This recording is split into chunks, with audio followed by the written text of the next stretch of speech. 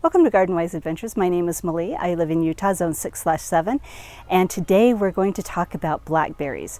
Now, I absolutely love blackberries. I used to grow them when I lived in Southern California, and those were the wild type blackberries. I'd never planted those. Those just came in under fence, under fence, under fence. All the neighbors had the same blackberries.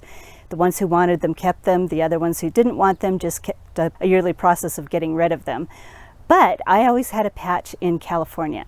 Now, blackberry jam was my kids' very, very favorite, especially blackberry freezer jam.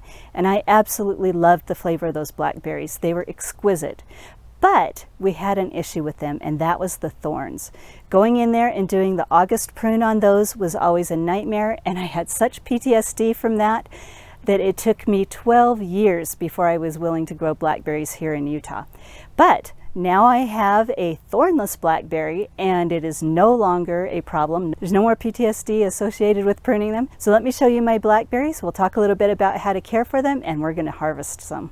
So these are my triple crown blackberries. I did a little bit of research, and they said triple crown were some of the best flavored and is highly productive, and they are easy to care for, all of which I have found is true. So let's look at the size of these.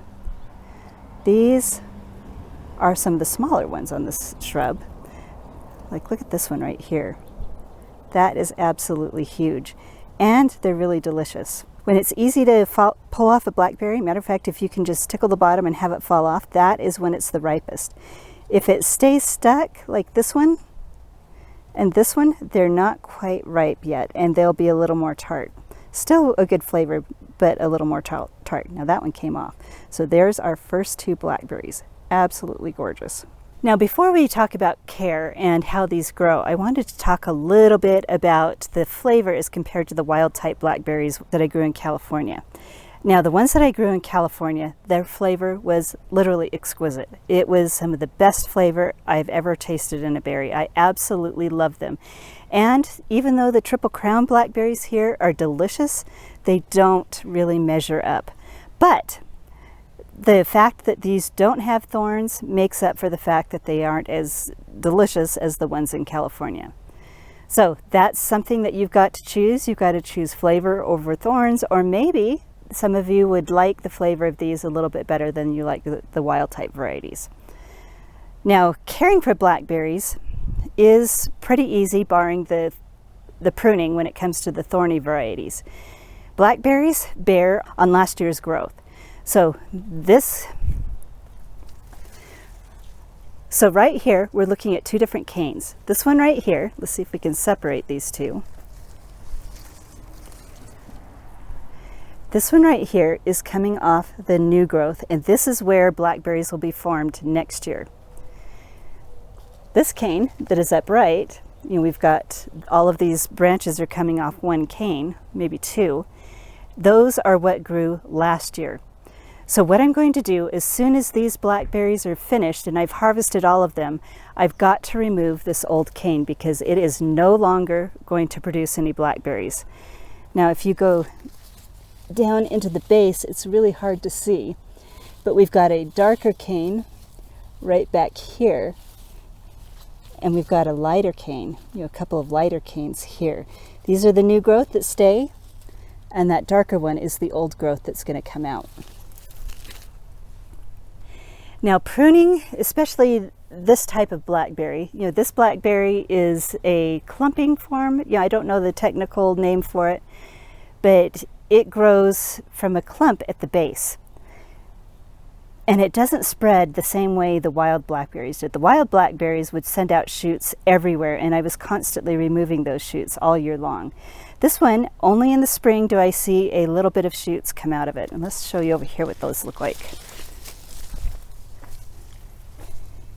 Here's one right here that I haven't removed yet. Let me see if I can pull it. So if you pull those, it doesn't spread very far, and that was only like the third one that I found so far this year. So that's another benefit of this type of blackberry, is it's not going to be a problem trying to keep them contained. I have not had an issue with keeping them contained. The one thing that I do need to do, and we're going to do it today, is if you can see how tall that is, we're going to go back in and we're going to reduce the height on this. And what that's going to do is force more side shoots. Now, we're already getting side shoots off of these, And so what we're going to do in September, when I remove the older canes, is I am going to reduce the length of those side branches. Now what that's going to do is produce even more side branches. You can see this area right here.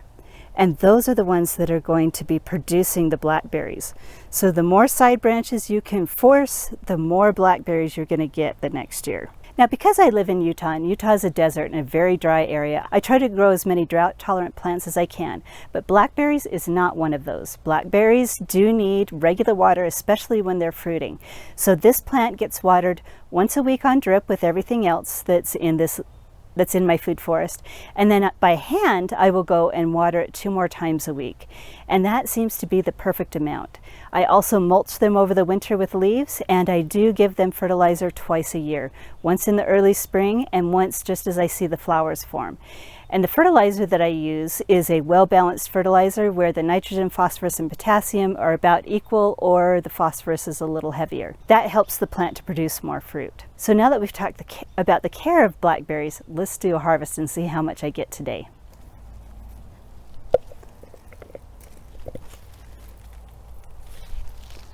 Look at the size of this blackberry. They are so huge and they're delicious. That is really good.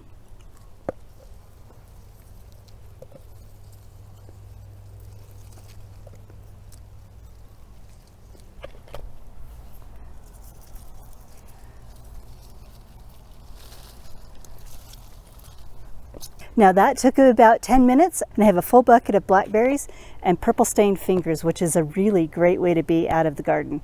So what I'm going to do with these is I'm going to take them in, put them through my blender, because I like smooth jams, and strain out the seeds. These are really good for fresh eating, but the seeds are a little overwhelming when it comes to the jams. So I like to strain the seeds out of them, and then I will put those in a freezer bag, put them in the freezer, the puree in the freezer, until I'm ready to make jam or ready to make smoothies. So I usually measure it out in quart bags so that I know exactly how much I have in each bag. So I just pull those out of the freezer when it's time to either make jam or do my smoothies.